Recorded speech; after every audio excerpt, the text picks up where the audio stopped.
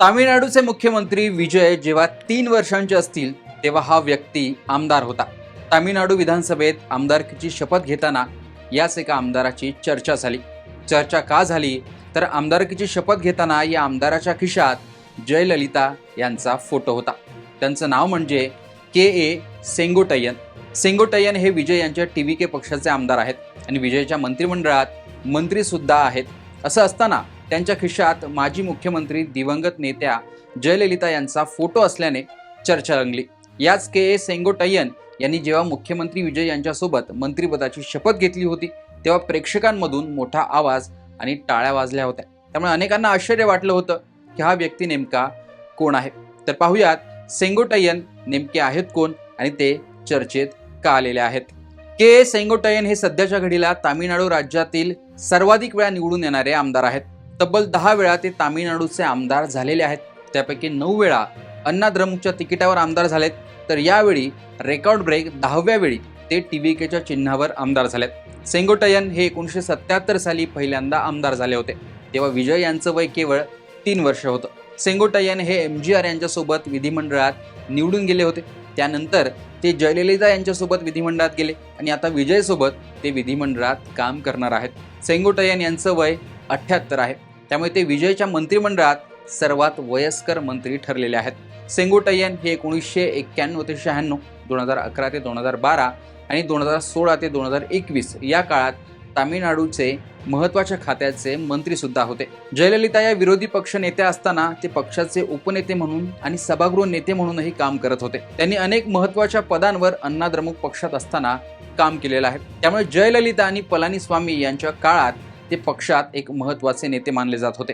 एरोड जिल्ह्यात त्यांचं चांगलं काम असून 8 पैकी 5 जागांवर टीव्हीकेचे आमदार त्यांनी जिल्ह्यात निवडून आणून दाखवलेले आहेत. त्यात महत्त्वाची भूमिकाही बजावलेली आहे. अण्णा द्रमुक पक्ष जेव्हा पलानीस्वामी आणि पनीरसेल्वम यांच्यात विभागला गेला होता तेव्हा ते पलानीस्वामी यांच्या सोबत कायम राहिले. मात्र 2026च्या निवडणुकीआधी अण्णा द्रमुक पक्षाची अवस्था पाहता ते नाराज होऊन बाहेर पडणाऱ्या नेत्यांना एकत्र करू इच्छित होते. पुन्हा नाराज नेत्यांना आणि पक्षातून काढून टाकलेल्या नेत्यांना एकत्र आणून पुन्हा पक्षात घ्यावं असा आग्रह सेंगोट्टय्यन यांनी पलानीस्वामी यांच्याकडे धरला होता. त्यानंतर पलानीस्वामी यांनी त्यांना पक्षातील पदांवरून काढून टाकलं होतं.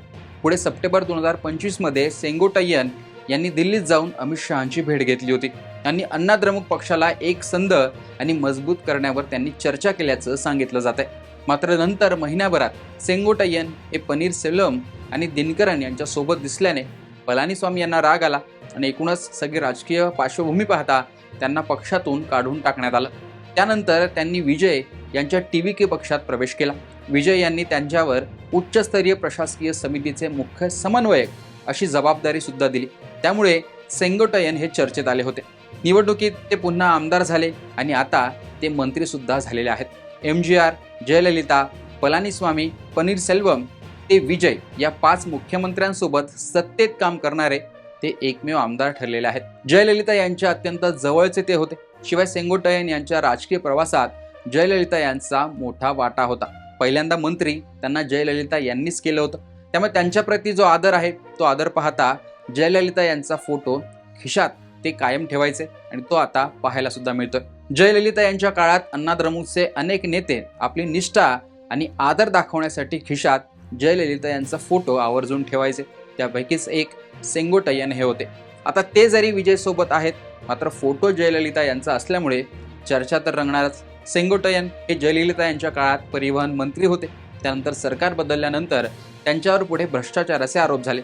पुढे त्यांना 5 वर्षांची शिक्षा झाली आणि 2001 मध्ये त्यांना या शिक्षेमुळे निवडणूक सुद्धा लढवता आली नव्हती. मात्र पुढे 2005 मध्ये ते निर्दोष सुटले आणि पुन्हा राजकारणात सक्रिय झाले. आता तेच सेंगोट्टय्यन विजयच्या मंत्रिमंडळात मंत्री आहेत. त्यामुळे कधी भ्रष्टाचाराचे आरोप झालेले, कधी वादग्रस्त ठरलेले, मात्र रेकॉर्ड ब्रेक 10 वेळा निवडून आलेले आमदार सेंगोट्टय्यन हे विजयच्या मंत्रिमंडळात आहेत. एकीकडे विजय यांनी क्लीन गव्हर्नमेंट आणि भ्रष्टाचार मुक्त, कोणी जर भ्रष्टाचार करत असेल तर त्याला काढून टाकू असा थेट इशारा त्यांनी दिलेला असताना एक डाग लागलेला नेता त्यांच्या मंत्रिमंडळात पाहायला मिळतोय. मात्र आता सेंगोट्टय्यन यांचं वय 78 झालंय.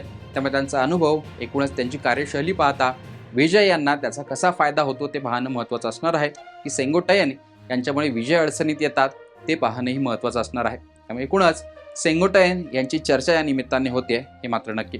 विजय यांचं मंत्रिमंडळ, विजय यांची आलेली सत्ता आणि त्यांची एकूणच टीम याविषयी तुमचं मत कमेंट बॉक्समध्ये सांगा. लोकसत्ताला फॉलो आणि सबस्क्राईब देखील करा.